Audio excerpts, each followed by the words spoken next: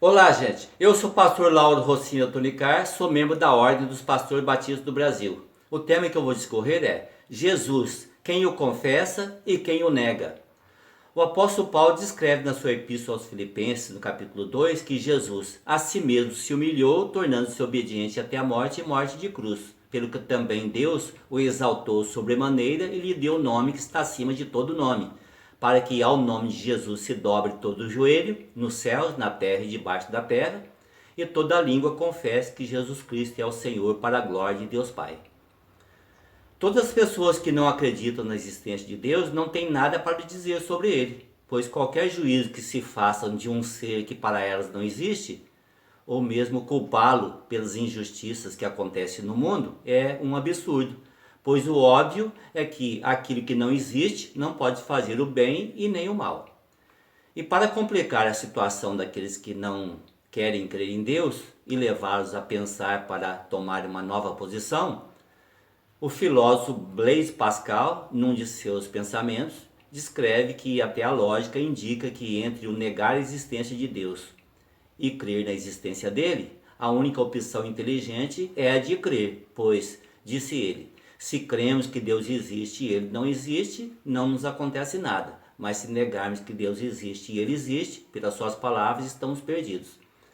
Portanto, se observarmos uma pessoa comum, que nunca a vimos e nem sabemos nada sobre ela, não podemos fazer nenhum juízo, concordando ou discordando do que ela tenha feito de certo ou errado. Só podemos dizer que tal pessoa é limitada e pecadora. Já sobre a pessoa de Jesus Cristo, sua vida e obra no mundo, tudo é de nova e incomparável dimensão. Por exemplo, Jesus Cristo é eternamente o Filho unigênito de Deus, descreve João na sua primeira epístola, no capítulo 4. Todas as coisas foram feitas por intermédio dele, Jesus, e sem ele nada do que foi feito se fez, descreve o mesmo João no capítulo 1 do seu Evangelho. Jesus foi a encarnação de Deus na terra para salvar a humanidade pecadora e caída, descreve o mesmo Evangelho de João no capítulo 1. Jesus é a segunda pessoa da Trindade Santíssima, Deus Santo, justo, perfeito, que só fez o bem e não possuía a natureza pecadora, descreve o mesmo Evangelho de João no capítulo 8.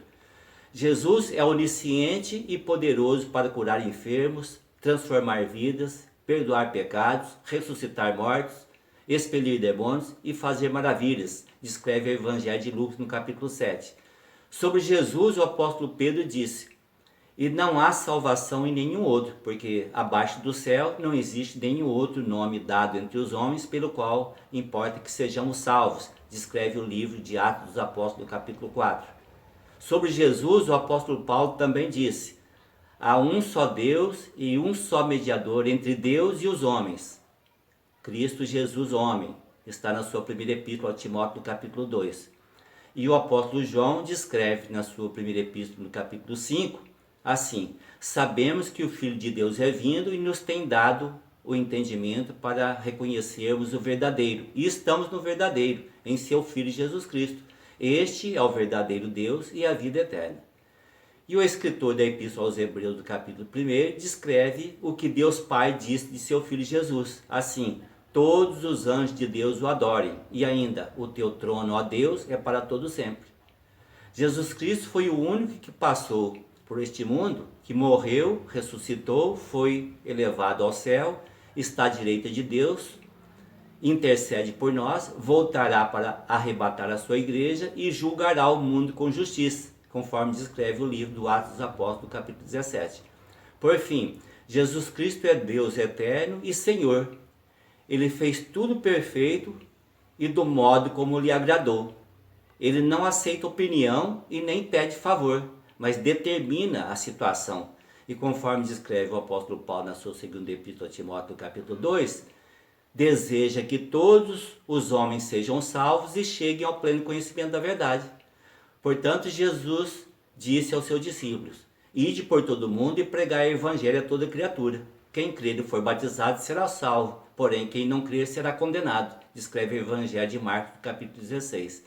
E ainda: todo aquele que me confessar diante dos homens, também eu o confessarei diante de meu Pai que está nos céus. Mas aquele que me negar diante dos homens, também eu o negarei diante de meu Pai que está nos céus. Descreve o Evangelho de Mateus no capítulo 10. Confessar a Cristo significa reconhecer quem Ele é, o que Ele fez, o que Ele faz e dar provas de uma vida de bom testemunho por intermédio da igreja de acordo com os ensinos de Jesus.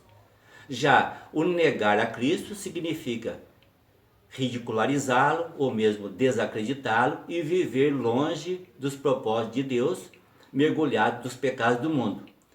Dentre os que negam a Jesus e serão negados pelo Senhor diante de Deus, estão todos os ateus, todos os indiferentes que, embora creem na existência de Deus, estão desprezando os ensinos de Jesus e vivendo como se Deus não existisse, e ainda todos que, mesmo temendo a Deus e sabendo que Jesus Cristo é o único Senhor e Salvador, vão adiando imprudentemente a sua conversão. Conversão esta que está descrita no Evangelho de João no capítulo 3. O bom é que, enquanto a pessoa vive, tem a chance de se arrepender para tomar posse de uma nova vida dada pela graça do Senhor Jesus Cristo, conforme descreve todo o Novo Testamento. Compartilhe esse vídeo com seus amigos, nos ajude a promover o reino de Deus no mundo. Inscrevam-se no canal, digitem Pastor Lauro, entre parênteses, Batista. Nós agradecemos pela gentileza. E que a graça do nosso Senhor e Salvador Jesus Cristo seja com todos os que temem a Deus.